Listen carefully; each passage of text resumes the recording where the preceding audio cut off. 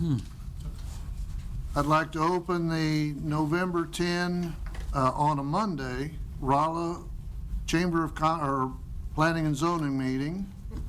And everyone should have received a copy of the minutes. And any questions or changes need to be made? All those in favor of the minutes, say aye. Aye. Thank you. Tom?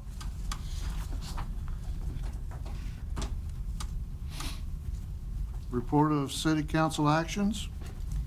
All right. So this kind of leads into what we're going to talk about tonight. At the last meeting, you had the annexation, voluntary annexation for a piece of property. It happens to be the same property as we're going to be talking about tonight. Y'all recommended that the city council approve that annexation, and the city council did approve that annexation at their last city council meeting. So since that was approved, the applicant is able to move forward with their preliminary plat, and so that's what we have as the first item on the public hearings. Any questions for Tom? Thank you. We have one public hearing this evening. Preliminary plat for Audubon Ridge, a multi-family residential subdivision creating 44 lots and one outlet in the R3 multi-family residential district. At this time, we'll open the public hearing. Tom? All right, yes. So as I said, this is the same property we talked about at the last meeting to annex a portion of the property. I've got the property highlighted on the area map. So this is the property for the preliminary plat is all in the red. The blue that just popped up, hopefully. No signal. Does nobody see anything? Tom? They're not coming on? Yeah. No signal, it says. Yeah, I don't know how that works, but I'll turn the TV, see if that'll help you all.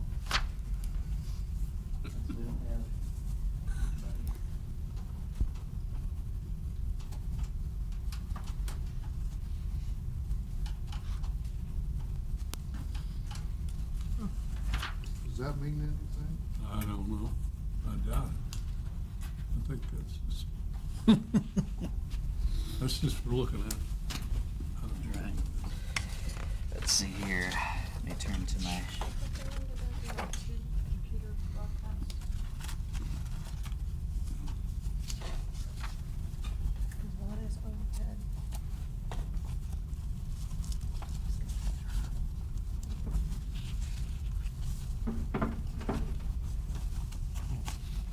I don't know. Used to have.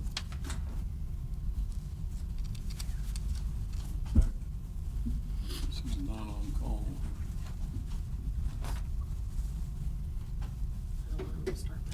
Mess everything up. Yeah. All right.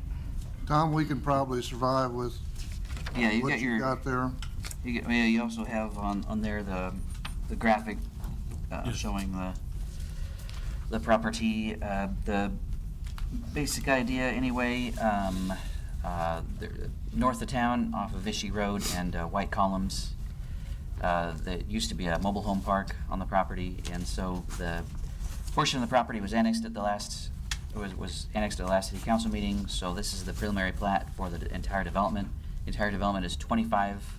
This first phase of the development is 25 acres. The applicant owns an additional, a total of 77 acres. The rest of the property that the applicant owns is not in the city limits yet. Basically, the applicant intends to have property annexed in as they develop the property. So this is for the first phase of the development.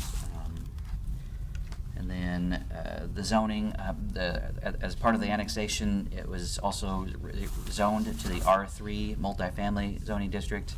If you can see a map, you'll see that it doesn't reflect the zoning quite yet, because that just happened at the last city council meeting, so it takes a while for things to catch up. But the whole property is zoned R3 currently. It is adjacent to properties on the north and south that are also zoned R3. It's also adjacent to properties on the north and part of the east side that's not in the city limits, and properties on the south that's zoned P Public. That's the Audubon Society property that's kind of a semi-public park, and a lot that is zoned R1. If you can see it on, basically there's a area map just giving you an idea of where this is in the broader sense of things. So it's north of I-44. Vichy Road crosses I-44 from Bishop Avenue. White Columns Avenue also connects into Tim Bradley Way that goes over I-44, goes to the north. So this property is north of the Audubon Society property. Just to give you an idea of just approximately where this is at. The street view, but the long and short of it is the property, as I said, it used to be a mobile home park. It is no longer a mobile home park, and there are the existing streets from when it was a mobile home park are kind of still in existence, and so this, and then the other view is looking from Vichy Road and over toward it. Anyway, so the plat itself, I think we've got an exhibit in your packet to show you what the plat looks like. So it's zoned R3, which is the multifamily residential zoning district. As was said, it's 44 lots and one, I guess we're going to call it a common lot. I guess is what our definitions call it actually. But a common space. That common space is for basically where the mailboxes will be. The multifamily is kind of what's proposed. We've kind of heard talked about, they're intended and sized for fourplex type lot developments, similar to like the St. Maria's to Tundra. There's one lot that's a lot larger than the others. It might be something else. It being zoned R3, they aren't stuck with fourplexes necessarily. They could do threeplexes. As in the St. Maria's, they have a couple things that are threeplexes. Some that are even duplexes. Things like one single-family house, even in the St. Maria's. But fourplex is kind of what it's designed for. It said this is 25 acres of the 77 total acres of the property. The layout, most of it, the southern half kind of follows the roads that were there before. This project would involve rebuilding the roads to meet the city standards of today. And there's that little outlet that comes over to White Columns Road. That's a fire emergency access road. That'd be like gated, so that you wouldn't, at this first phase, you wouldn't go and connect over to White Columns. It's there for for emergencies. But in the future phase, it'll be connected, and then people can go back and forth. So as you go to review this preliminary plat, you have some things that you need to be looking for. You can look at the consistency with the comprehensive plan. I should say that this particular property was not shown on the comprehensive plan as being in the urban growth area. The urban growth area is the area that would typically be expected to come into the city. So I didn't give any guidance about this particular property. But in general, this one, it provides some connections, some valuable connections between some parts of town, and so there's that. You can look at the design compatibility with the immediate vicinity. As I talked about, there's a lot of it's zoned multifamily adjacent to it. There is an existing mobile home park next to it, things like that. The adequacy of the infrastructure. The applicant will be extending the necessary infrastructure within the development, and the city is doing some connections to the development, mostly because part of that is it will, as I said, it will connect two areas of town and actually improve services in part of town. Impact of traffic. I did get a memo from Public Works. Basically, they did the math on the amount of traffic. The amount of traffic that this phase will cause, it will still leave an acceptable level of service on Vichy Road. When the next phase happens and you have that connection to White Columns Road, it'll actually kind of improve traffic circulation in the area because people have a secondary way to get across town and whatnot. Because right now, I kind of have it in my report, but if a person in the Vichy Road area needed to get to a property over on the White Columns Road area, you've got to take either a detour through the county by several miles or come back into town across I-44 and then back across I-44 again to get back up to it, because those two parts of town don't actually connect. Compliance with city codes. I've got the next slide. Basically, this plat, it complies with all requirements for subdivision and zoning, and then any information you receive at the public hearing. So just to summarize, as I said, the plat, it does meet all zoning and subdivision requirements. The applicant is not requesting any variances or anything like that.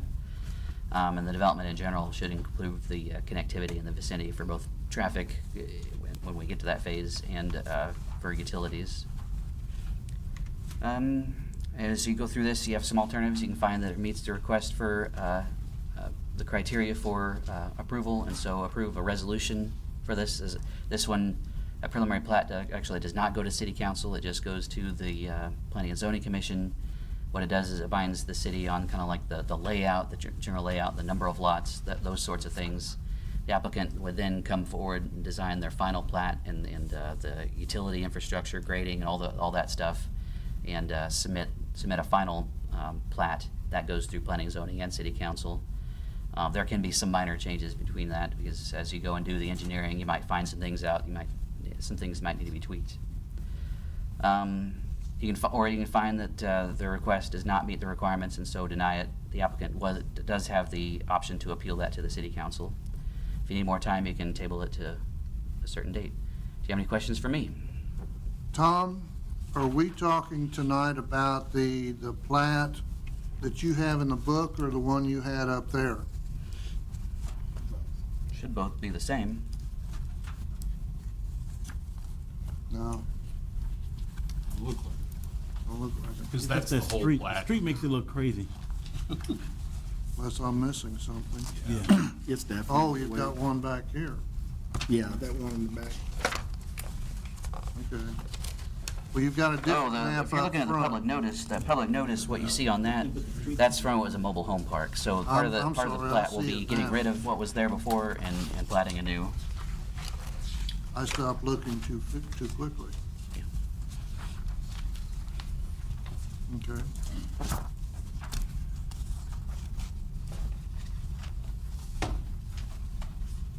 Any questions for Tom? What are you gonna talk about?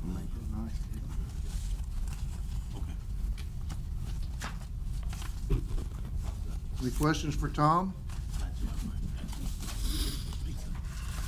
Okay, the public hearing is open. If anyone wishes to come speak to this issue, please come forward.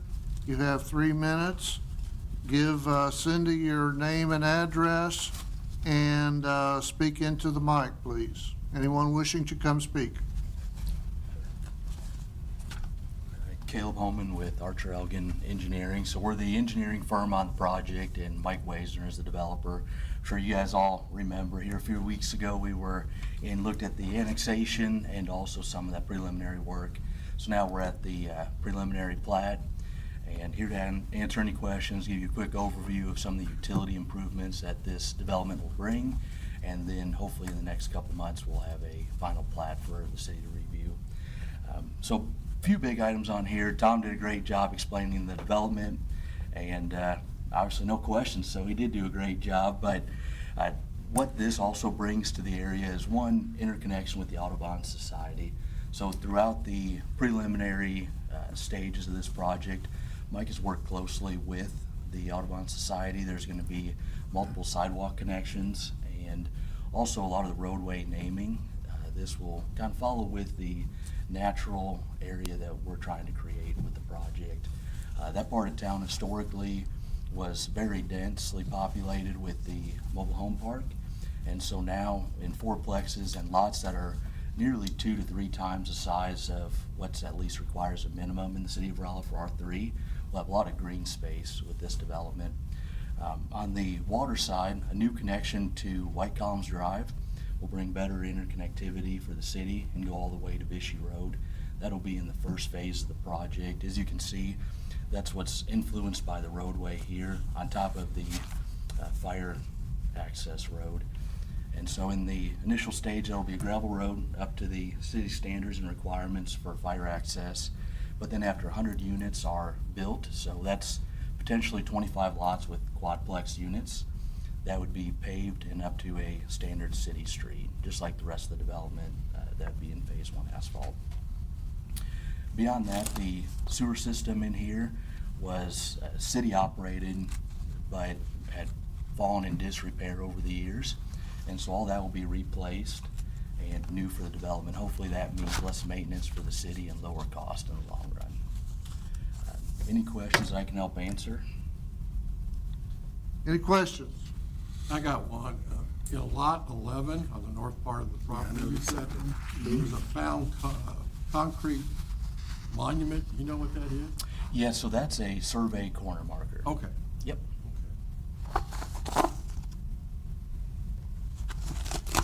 Now, utility easements are on this map somewhere.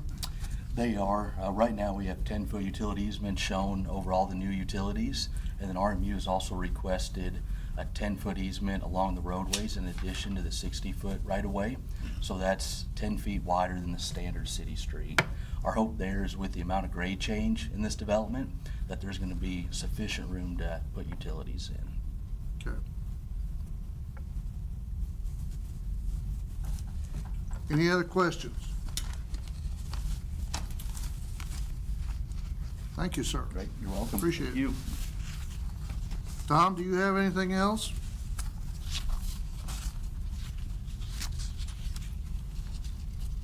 No, I'll just offer if you have any other questions for me, I'm available. I'm going to assume the fire department's okay with the cul-de-sac and the length of to the cul-de-sac and back. Yes, yes. Okay. Anyone else in the audience wish to speak to this issue? Please come forward.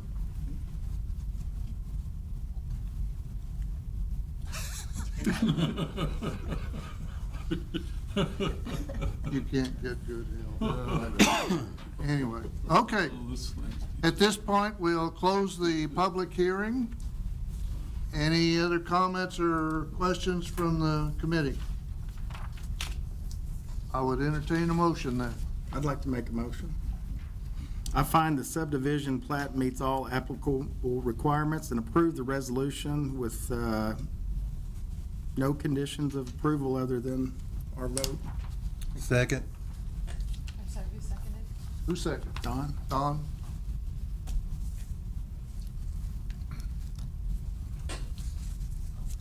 Okay, roll call vote, please. Kreider, Yes. Davis, Yes. Lawrence, Yay. Jordan, Yes. Morris, Yes. Shields, Yes. Thank you. That'll take care of that. We have no new business or old business. You've got a 2026 meeting schedule in your, well, some of us do. I've got one now. He's got one now, okay. Yeah, And any changes to that? Nope, that was basically it. You've got the 26 schedule out, and there's should be a loose copy in the book also for you to take home, and then of course the copy that would stay in the sleeve. Okay. Anyone else got any comments for the good of our order? If not, meeting adjourned.